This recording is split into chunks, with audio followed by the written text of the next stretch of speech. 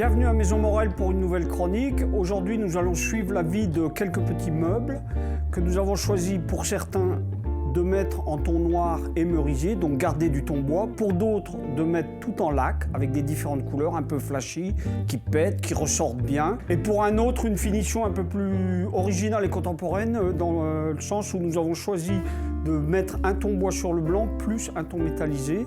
Alors ça va vous paraître un peu cru au fil de l'émission parce que les lacs sont bruts, mais la patine va donner de la douceur à tout ça et une cohérence.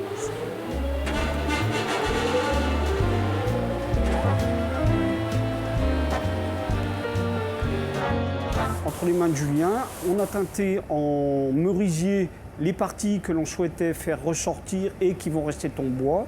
Ensuite, ces parties ont été fondurées, masquées à l'aide de papier et de scotch. Et maintenant, Julien, en cabine, est en train de passer le noir sur les parties qui nous intéressent.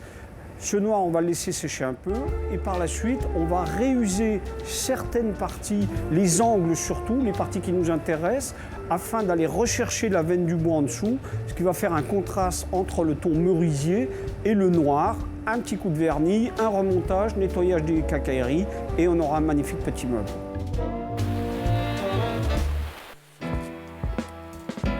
De la même manière, notre table blanc acier et les 3 gigognes sont à leur tour masqués après la phase de décapage et de ponçage.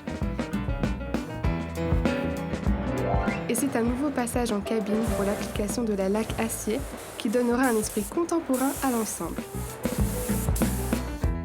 Pour les tables gigognes, les laques sont volontairement contrastés afin de réaliser une sorte de patchwork.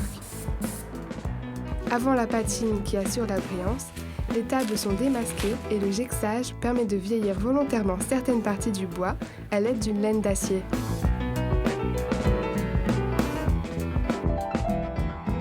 Voilà, nos 3 meubles sont terminés. Vous avez pu suivre au cours des différentes étapes un peu le cheminement de ce qui les amène à cette finition ultime, en sachant que ce système peut s'appliquer à des meubles bien sûr bien plus importants, de tout type.